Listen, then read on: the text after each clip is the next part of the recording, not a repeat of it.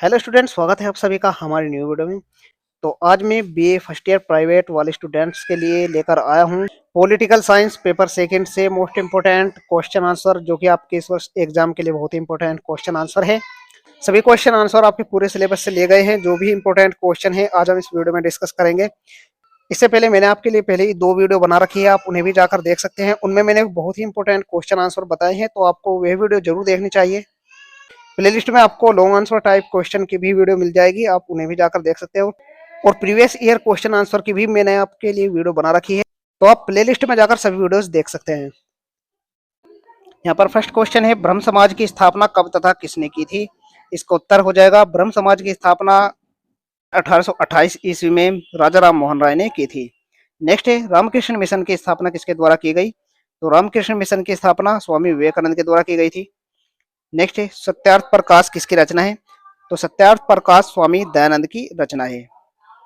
अगला प्रश्न है, भारतीय राष्ट्रीय कांग्रेस का प्रथम अधिवेशन कब और कहां हुआ। इसका उत्तर हो जाएगा, भारतीय राष्ट्रीय कांग्रेस का प्रथम अधिवेशन 28 से 31 दिसंबर 1885 ईस्वी में बंबई में हुआ। अगला प्रश्न है, दो उदारवादी नेताओं के नाम लिखे। तो दो उदारवादी नेताओं के नाम है, पहला है फिरोज शाह मेहता और दूसरा है सर टी माधवराव। अगला प्रश्न है, किसके नेतृत्व में ग्रामपंथियों ने राष्ट्रीय आंदोलन को नया मोड़ दिया। यह आपके एग्जाम में इस प्रकार से भी क्वेश्चन देखने को मिल सकता है कि उग्रवादी नेताओं के नाम लिखिए। तो इसका उत्तर हो जाएगा, बाल गंगाधर तिलक, विपिन चंद्रपाल व लाला लाजपत राय के नेतृत्व में ग्रामपंथियों ने राष्ट्रीय आंदोलन को नया मोड़ दिया। ग्रामपंथियों को उग्रवादी भी कहा जाता है। तो ये उग्रवादी नेताओं के ही नाम है, यदि आपके एग्जाम में पूछा जाता है तो आपको इन्हीं के नाम लिख देने हैं। अगला प्रश्न है, महात्मा गांधी ने दूसरा सत्याग्रह आंदोलन किस सन में प्रारंभ किया। इसका उत्तर है, महात्मा गांधी ने दूसरा सत्याग्रह आंदोलन 1918 में प्रारंभ किया। नेक्स्ट है, महात्मा गांधी के नेतृत्व में चलाए गए प्रमुख आंदोलनों के नाम लिखे। तो यहाँ पर 3 आंदोलन लिखे गए हैं, पहला है सविनय अवज्ञा आंदोलन, दूसरा है असहयोग आंदोलन, तीसरा है भारत छोड़ो आंदोलन। अगला प्रश्न है, असहयोग आंदोलन कब प्रारंभ हुआ था। तो असहयोग आंदोलन 1920 में प्रारंभ हुआ था। इसके बाद अगला प्रश्न है, असहयोग आंदोलन का कोई एक कार्यक्रम बताइए, या असहयोग आंदोलन का कार्यक्रम क्या था।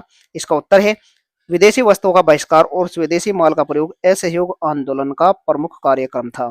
नेक्स्ट है, चोरी चोरा कांड 1922 के विषय में आप क्या जानते हैं। तो चोरी चोरा उत्तर प्रदेश में गोरखपुर के पास एक कस्बा है, जहां 4 फरवरी 1922 को भारतीय आंदोलनकारियों ने ब्रिटिश सरकार की एक पुलिस चौकी को आग लगा दी थी, जिसके फलस्वरूप 22 पुलिसकर्मी जिंदा जलकर मर गए थे। इसी घटना को चोरा चोरी कांड कहा जाता है। अगला प्रश्न है, सविनय अवज्ञा आंदोलन का प्रारंभ कब हुआ। तो इसका प्रारंभ 1930 ईस्वी में हुआ था।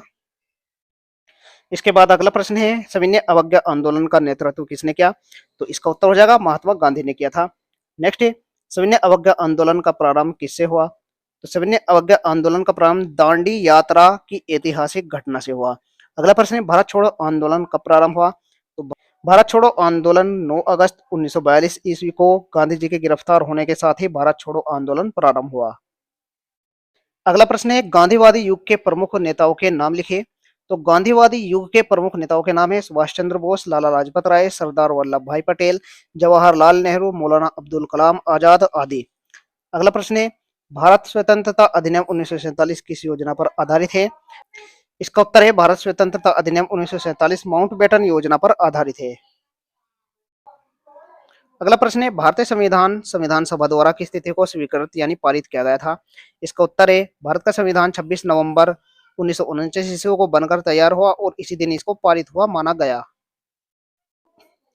इसके बाद अगला प्रश्न है, भारतीय संविधान के स्रोत बताइए। तो भारतीय संविधान के मुख्य स्रोत है, ब्रिटिश संविधान, अमेरिका का संविधान, आयरिश संविधान, जापान का संविधान, कनाडा का संविधान, दक्षिण अफ्रीका, ऑस्ट्रेलिया और वाइमर का संविधान, 1935 का भारतीय शासन अधिनियम और 1927 की नेहरू रिपोर्ट। नेक्स्ट है, भारत के संविधान की 2 विशेषताएं लिखिए। तो भारत के संविधान की 2 विशेषताएं हैं, पहला है लिखित और निर्मित संविधान तथा दूसरा है विशाल संविधान। अगला प्रश्न है, समानता के 2 अधिकारों को बताइए। तो समानता के 2 अधिकार है, पहला है विधि के समक्ष समानता, दूसरा है लोक नियोजन के विषय में समानता। नेक्स्ट है, भारतीय संविधान में मूल कर्तव्यों की संख्या कितनी है। तो भारतीय संविधान में मूल कर्तव्यों की संख्या 11 है। अगला प्रश्न है, भारतीय संविधान में वर्णित किन्हीं दो मूल कर्तव्यों को लिख कीजिए। तो यहाँ पर पहला है संविधान, राष्ट्र ध्वज वे राष्ट्रगान का सम्मान करना। दूसरा है राष्ट्र की रक्षा करना तथा आवश्यकता पड़ने पर अपनी सेवा अर्पित करना। अगला प्रश्न है, भारतीय संविधान के अनुसार किन्हीं दो निदेशक सिद्धांतों तत्वों को लिखिए। तो भारतीय संविधान के अनुसार दो निदेशक सिद्धांत यानी तत्व है। पहला है आर्थिक सुरक्षा संबंधी तत्व, दूसरा है सामाजिक प्रगति संबंधी तत्व। अगला प्रश्न है, भारत एक धर्मनिरपेक्ष राष्ट्र है, दो तर्क दीजिए। तो भारत एक धर्मनिरपेक्ष राष्ट्र है, इसे निम्नलिखित तर्कों से समझा जा सकता है। पहला है सभी नागरिकों को धार्मिक स्वतंत्रता का अधिकार है। दूसरा है सरकार द्वारा किसी विशिष्ट धर्म को आश्रय नहीं दिया जाता है, वह धर्मनिरपेक्ष है। अगला प्रश्न है, भारतीय संविधान में संवैधानिक उपचारों का अधिकार किस अनुच्छेद द्वारा प्रदान किया गया है? इसका उत्तर हो जाएगा भारतीय संविधान में संवैधानिक उपचारों का अधिकार 32वें अनुच्छेद द्वारा प्रदान किया गया है। अगला प्रश्न है, संविधान के दो संघात्मक तत्व बताइए। तो यहाँ पर दो संघात्मक तत्व दिए गए हैं। पहला है लिखित संविधान, दूसरा है स्वतंत्र व निष्पक्ष कार्यपालिका। अगला प्रश्न है, भारतीय संविधान के दो एकात्मक लक्षण बताइए। तो यहाँ पर संविधान के दो एकात्मक लक्षण दिए गए हैं। पहला है शक्तिशाली केंद्र, दूसरा है एकरही नागरिकता। अगला प्रश्न है, भारत के राष्ट्रपति को कौन चुनता है या भारत के राष्ट्रपति का चुनाव कैसे होता है?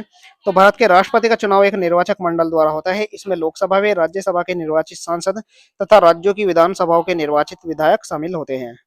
अगला प्रश्न है, भारतीय संसद के दोनों सदनों के नाम लिखिए। तो भारतीय संसद के दोनों सदनों के नाम है। पहला है उच्च सदन जो कि राज्यसभा है, दूसरा है निम्न सदन जो कि लोकसभा है। अगला प्रश्न है, राज्यसभा का सभापति कौन होता है? इसके कार्य लिखिए, अथवा राज्यसभा की बैठकों के अध्यक्ष कौन करता है?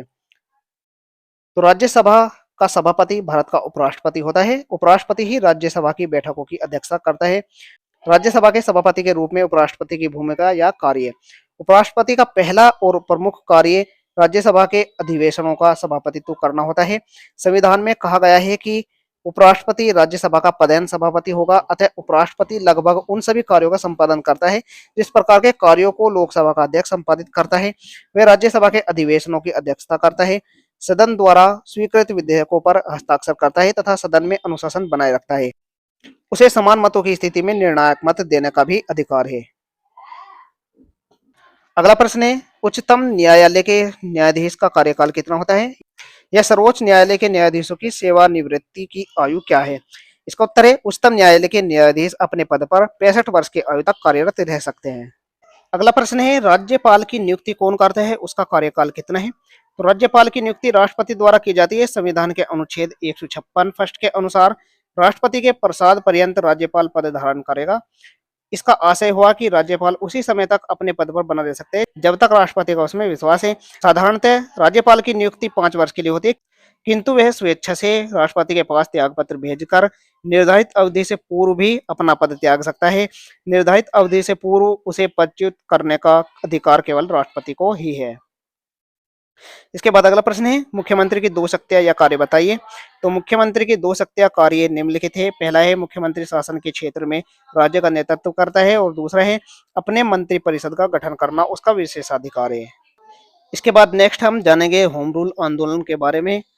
1916 ईस्वी में श्रीमती एनी बेसेंट ने मद्रास और लोकमान्य तिलक ने बंबई प्रांत में होम रूल लीग की स्थापना की। श्रीमती एनी बेसेंट ने अपने पत्र कॉमनवेल्थ एवं न्यू इंडिया और लोकमान्य तिलक ने अपने पत्र केसरी और मराठा के माध्यम से होम रूल आंदोलन का भरपूर प्रचार किया। इसके परिणाम स्वरूप श्रीमती एनी बेसेंट और उनके दो सहयोगियों को जून 1917 ईस्वी में गिरफ्तार कर लिया गया, जिससे जनता में असंतोष की आग धधक उठी।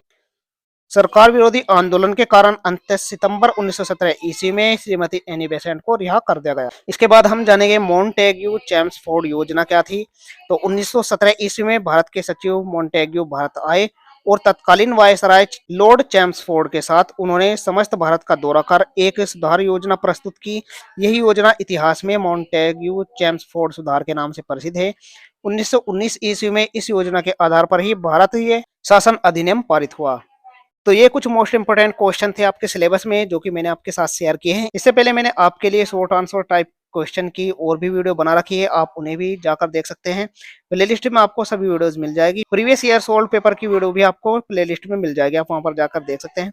आशा करता हूँ आपके लिए वीडियो हेल्पफुल रहने वाली। वीडियो पसंद आए तो लाइक जरूर करें, चैनल पर नए हो तो सब्सक्राइब जरूर करें, जिससे आपको हमारी आने वाली न्यू नोटिफिकेशन समय पर मिल सके। मिलते हैं ऐसे ही न्यू वीडियो के साथ, तब तक के लिए बाय बाय, टेक केयर।